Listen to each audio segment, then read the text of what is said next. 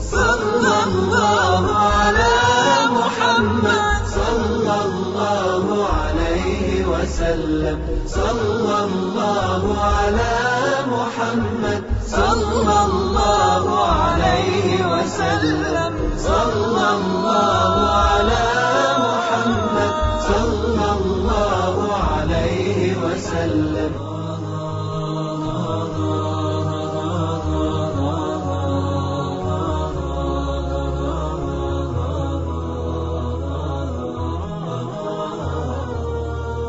Bismillahirrahmanirrahim. Assalamualaikum warahmatullahi wabarakatuh. Mitra muslim, hafizakumullah yang dirahmati Allah Subhanahu wa taala.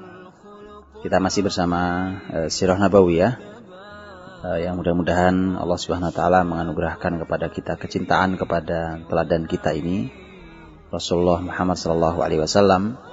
Karena tanpa kecintaan ini maka tidak akan pernah kita mau mengikutinya. Karenanya kita perlu terus mempelajari dan alhamdulillah kita masih terus bisa bersama dengan izin Allah Subhanahu wa taala. Sampailah kita pada pembahasan tentang bagaimana Rasulullah Muhammad sallallahu alaihi wasallam dilahirkan di muka bumi ini. Yang artinya bahwa kelahiran seorang Muhammad sallallahu alaihi wasallam adalah merupakan kelahiran cahaya untuk bumi yang tengah gelap, untuk bumi yang tengah tenggelam dalam kejahiliahan, di mana nyaris tidak pernah ada harapan.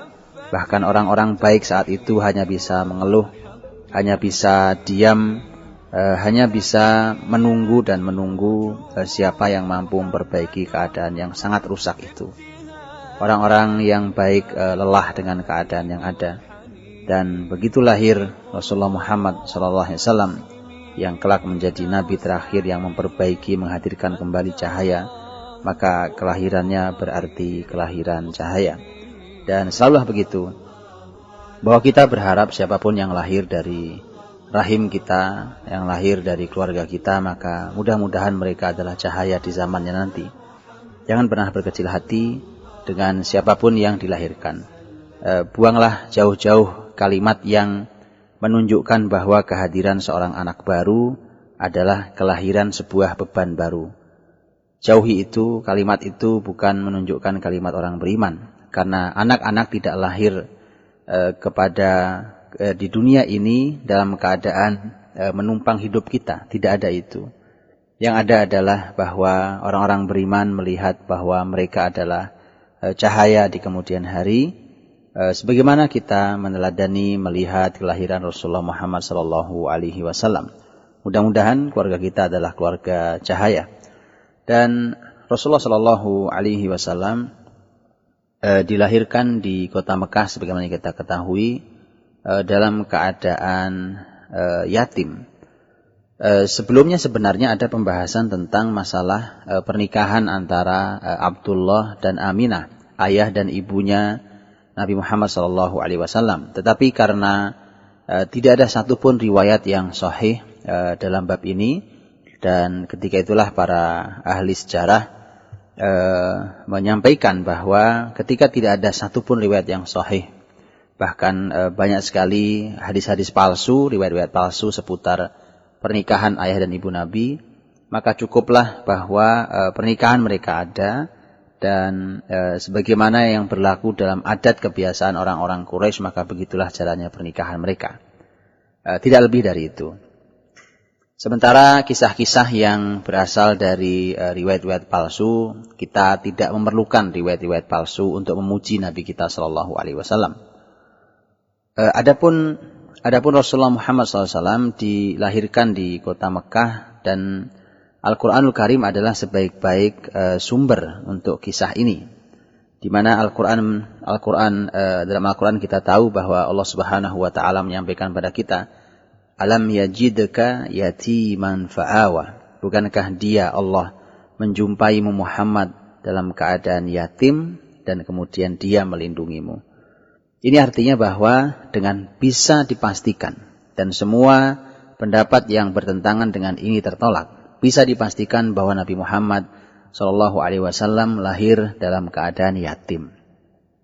Beliau lahir dalam keadaan yatim karena ayahnya meninggal Ayahnya meninggal di Madinah. Saat itu dalam tugas Abdullah, yaitu ayah Nabi SAW, tugas Abdullah untuk melakukan perjalanan dagang.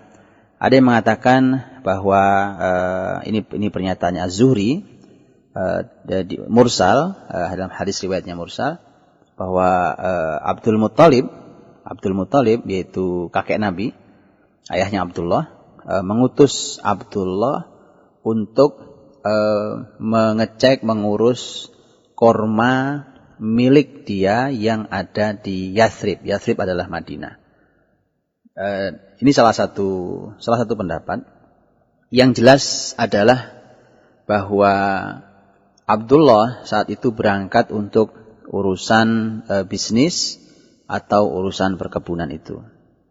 Nah, ketika Abdullah berangkat, kemudian Abdullah sakit saat itu, dan kemudian wafat di kota Madinah, di keluarga besar dari pihak ibu tentunya. Karena telah kita pelajari bahwa ternyata Abdullah, anaknya Abdul Muttalib ini, memiliki kakek, yaitu Hashim, yang Hashim dulu menikah dengan wanita berasal dari Madinah. Dan Abdullah meninggal di Bani Adi bin An-Najjar, yang itu adalah keluarga, salah satu dari itu adalah keluarga neneknya. Itu artinya bahwa Abdullah meninggal di keluarga besar ibu. Dan setelah itulah maka kabar berita sampai nanti ke kota Mekah, dan kemudian Aminah tentu sangat bersedih, dan disitulah nanti bahwa kelahiran Muhammad Sallallahu Alaihi Wasallam adalah kelahiran yatim. Ketika kita berhenti di dalam pembahasan tentang yatim, maka ini ada pelajaran yang amat mahal tentang masalah kelahiran yatim.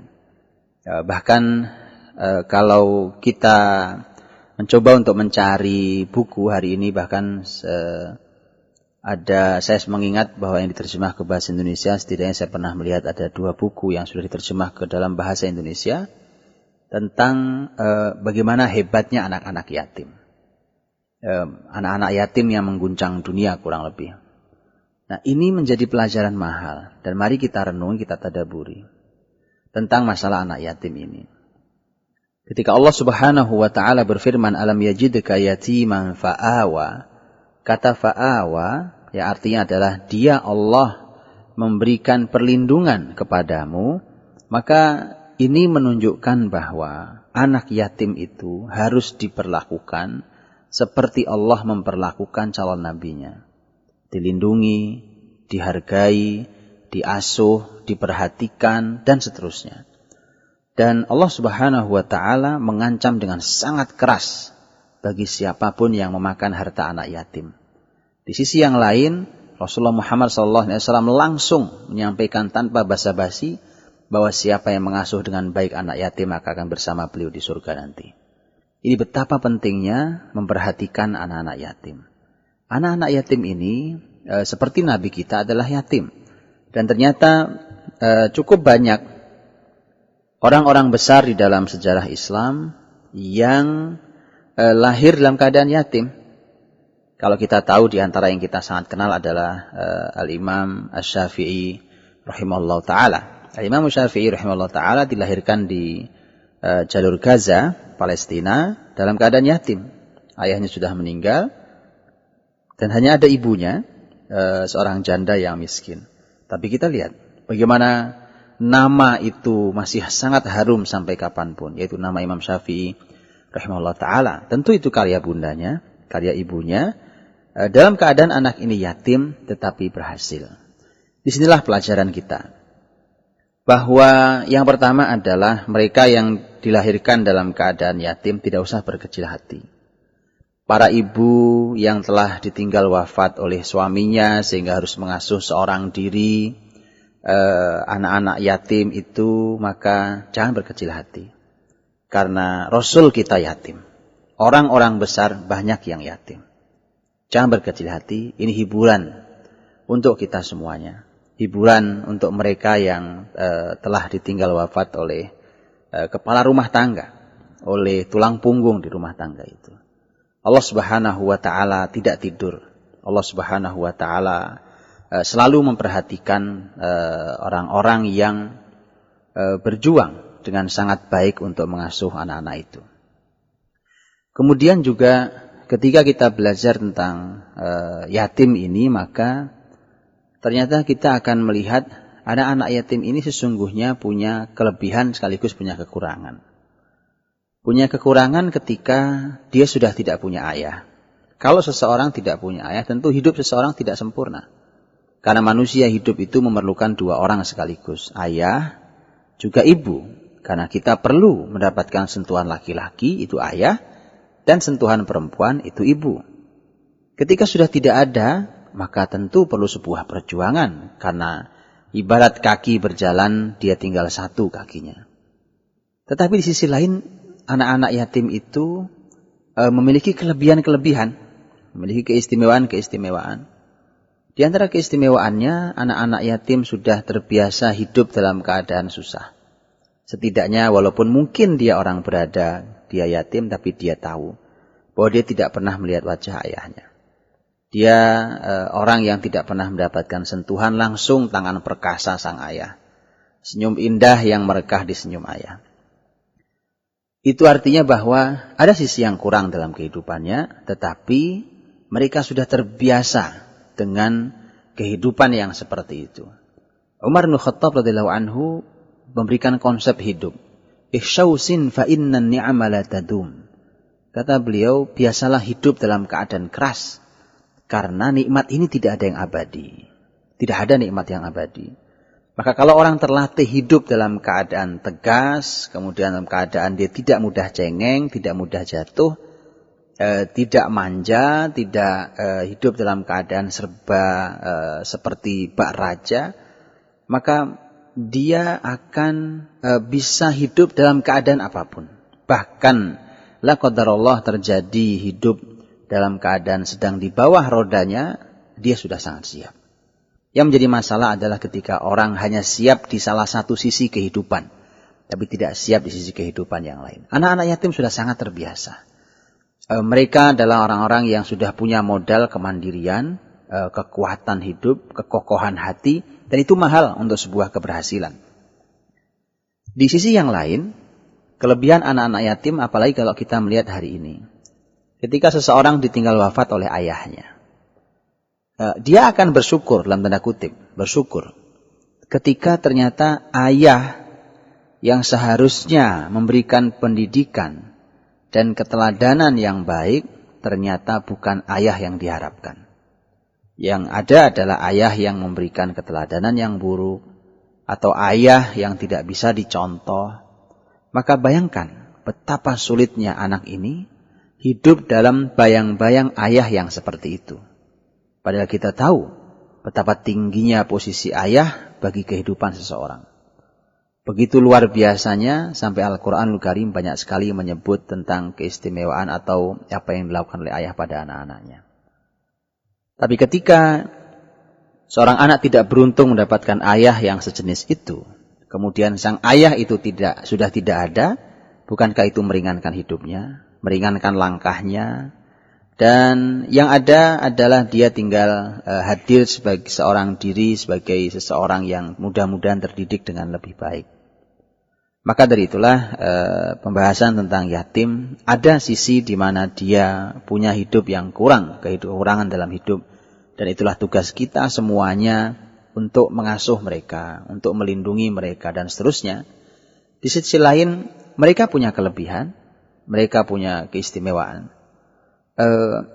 Ketika membahas tentang nama-nama besar para ulama umpamanya, jangankan anak yatim yang kehidupannya mereka yang hidup dalam keadaan sempurna, artinya ada ayah ibunya, belum yatim, tapi ayahnya bermasalah dan mereka hidup pasti dalam keadaan sulit, sementara anak yang yatim sudah kehilangan mereka, dalam keadaan hidup mereka lebih ringan karena sang ayah sudah tidak ada.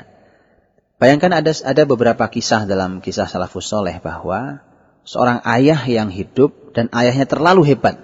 Terlalu hebat. Jadi anak ini tentu bersyukur. Siapa yang tidak bersyukur ketika ayahnya adalah orang hebat. Ayahnya pemimpin besar, ilmuwan, ulama besar, siapa yang tidak mau itu. Tetapi dalam tanda kutip ada sisi negatifnya. Punya orang tua seperti itu. Contohnya, bahwa di satu sisi dia sangat beruntung. Ini hanya sebuah sisi kecil sebenarnya, tetapi ini perlu disampaikan sebagai pelajaran. Imam Abu Dawud rahimahullah ta'ala, salah seorang ulama besar di bidang hadis, dan kita tahu ada Sunan Abi Dawud. Disebutkan dalam biografi beliau bahwa Abu Dawud rahimahullah itu punya anak yang ilmunya disebut-sebut sama dengan ayahnya, bahkan lebih dari itu. Tetapi dia tidak bisa bercahaya namanya seterkenal ayahnya. Karena ternyata cahaya ayahnya terlalu terang sehingga menutupi cahayanya. Umar bin Abdul Aziz rahimahullah ta'ala punya anak juga luar biasa, Abdul Malik namanya. Tapi karena cahaya Umar bin Abdul Aziz begitu terang, sehingga Abdul Malik cahayanya seakan redup di bawah terangnya cahaya sang ayah. Hanya ini satu sisi yang bukan sebuah kerugian sebenarnya, tetapi bahwa kebesarannya ternyata ada di bawah bayang-bayang ayahnya. Nah, kalau yang sisi positif saja, dalam tanda kutip sekali lagi, ada semacam kekurangan yang akan didapatkan seorang anak di mana cahayanya menjadi kalah terang dengan ayahnya, maka bagaimana dengan sisi negatif ketika sang ayah tidak memerankan diri sebagai ayah yang baik dan istimewa? Maka anak-anak yatim punya kemandirian dan sudah tidak hidup di bawah bayang-bayang ayah yang mungkin jadi seperti di zaman kali ini, para ayah yang bahkan tidak peduli atau bahkan tidak mengerti cara mendidik generasi. Dan Rasulullah Muhammad sallallahu alaihi wasallam dilahirkan dalam keadaan yatim, dan nanti Nabi SAW dididik berikutnya, dan ini menjadi pelajaran. Pelajaran pertama adalah pelajaran bagi mereka yang dilahirkan dalam keadaan punya banyak kekurangan, umpamanya yatim. Jangan berkecil hati, sekali lagi, Nabi kita adalah anak yatim. Tapi pelajaran yang kedua adalah bagi setiap kita yang masih lengkap, subhanallah, orang tua kita ada, ayah ibu kita masih lengkap, kita lahir masih merasakan kasih sayang mereka. Maka pelajaran mahalnya seperti ini, yaitu bahwa kalau yang yatim saja, yang hidupnya punya kekurangan, bisa berhasil, bisa mengguncang dunia, bisa menjadi orang hebat, orang besar. Mengapa yang dalam keadaan masih lengkap kedua orang tuanya tidak bisa mencapai prestasi yang setinggi itu? Tentu ini menjadi pekerjaan buat kita, pekerjaan rumah buat kita sendiri. Bahwa mari kita syukuri dan mari kita perankan baik. Kalau yang yatim bisa mendapatkan keistimewaan hidup, maka sudah seharusnya bahwa mereka yang masih dikarunia Allah kedua orang tuanya, seharusnya mereka bisa hidup lebih baik. Bahkan Rasulullah Shallallahu Alaihi Wasallam menyampaikan kepada kita semuanya, membahasakan kepada kita tentang ayah dan ibu adalah dua pintu surga. Kalau sudah meninggal salah satunya, maka telah tertutup salah satunya. Kalau sudah meninggal dua-duanya, maka tertutup dua-duanya. Artinya bahwa ini kesempatan surga sangat dekat ketika kedua orang tua kita masih ada. Karena itulah tempat kita untuk mereguk pahala sebanyak-banyaknya, yang dengan itu akan mengantarkan kita pada surga Allah dengan izinnya. Itu mudah-mudahan ini menjadi pelajaran mahal dari kehadiran Rasul kita yang yatim. Dan pelajarilah terus bagaimana Islam mengajari kita tentang bagaimana mendidik anak-anak kita, apapun keadaan mereka. Mereka masih sempurna atau mereka yang sudah dalam keadaan yatim. Fa'tabiru ya ulil absar, ambillah pelajaran wahai orang-orang yang mau berfikir. Assalamualaikum warahmatullahi wabarakatuh. Sallallahu ala Muhammad sallallahu alaihi wasallam. Sallallahu ala Muhammad sallallahu alaihi wasallam.